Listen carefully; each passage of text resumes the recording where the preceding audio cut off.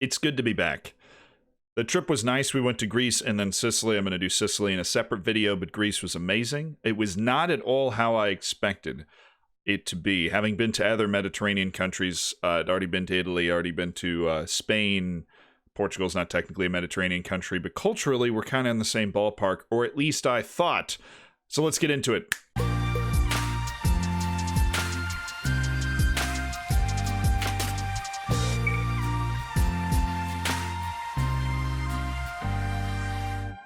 Greece, you can tell it's not wealthy, right? It's struggled a little bit, and there's a certain cultural aspect of Greece that doesn't seem to be super conducive on a large scale to hard work. Any kind of generalization like that, there's 1,000 ways to prove it wrong, but just the feel of the place in general, the lunches are long, the naps are long, the days are long. My goodness, it is hot. But the main reason that people are going to Greece, right, is it's the history. It's, you want to go see things that are older than, for me, 10 times older than the country that I'm living in, and basically any archaeological site other than prehistoric sites around North America and in the United States. So you go to Greece and you start seeing things that are not, if there was one thing from the BCs in the United States that represented civilization, there would be a line that was 3 hours long. It'd have a fence a mile away. You'd have to look at it through a telescope, basically.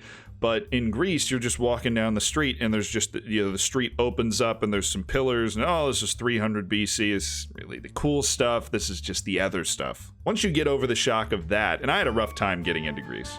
I stopped in Milan. I left my bag in Milan. It took me a day to get my bag from Milan to Athens, and it took me an hour to ride the cab from the Athens airport to my hotel in Athens, which went straight through the middle of downtown Athens in the middle of traffic. So I was not in the best mood when I got into Greece, and I took a nap and forgot to turn the AC on. I woke up, it was like 94 Fahrenheit in my living room in the hotel. So we were on fire early, and I still loved the trip even though I didn't get my bag for another day.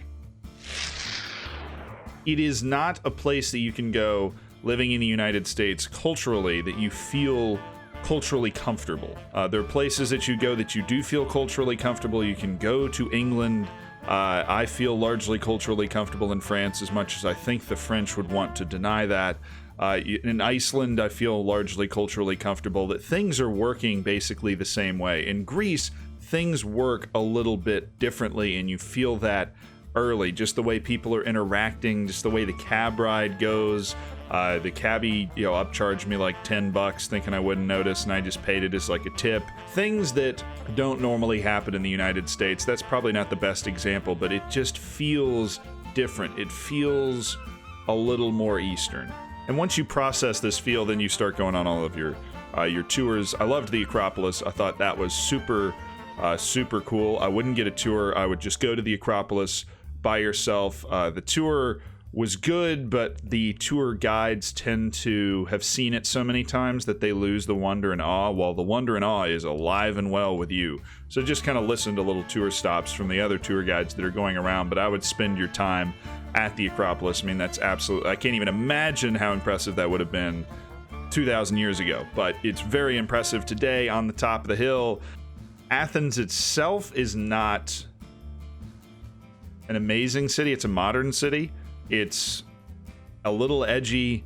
You can wander into the wrong part of town, even in downtown Athens. Now, the wrong part of town's not super threatening. It's more of a pickpocket type of threatening.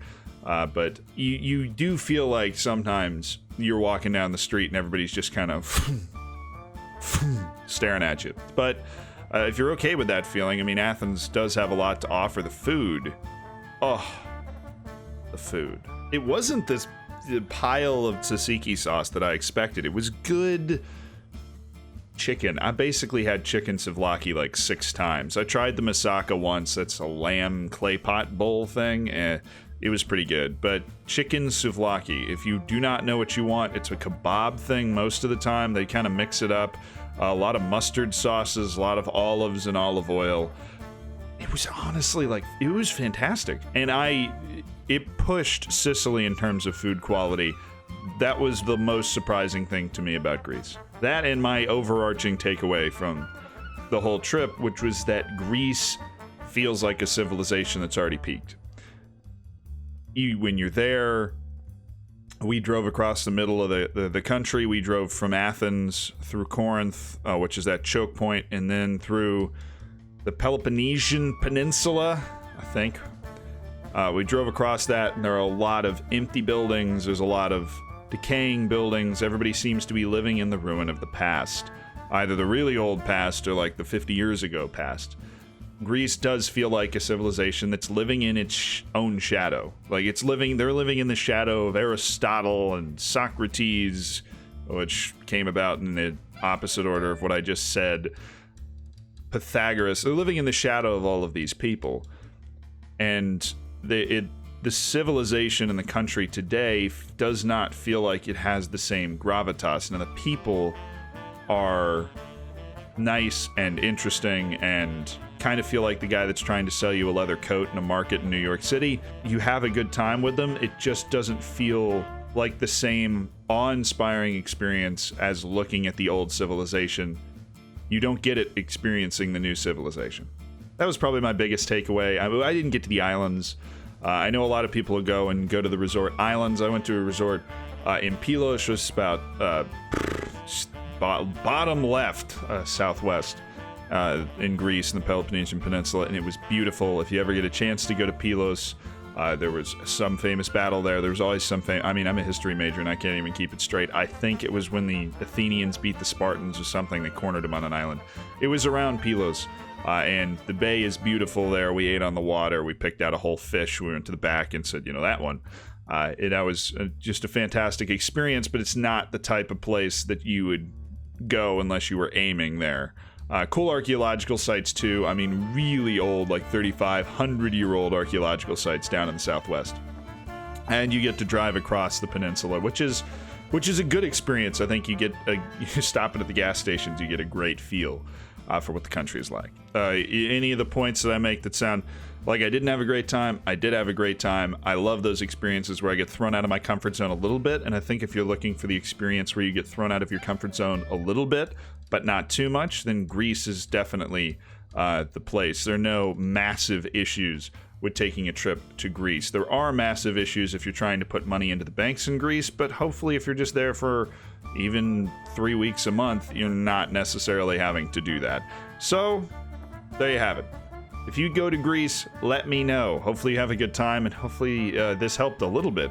Or at least if you never get to go to Greece, now one, you either know what to expect, or two, know what you missed out on. Sound good? See you next time.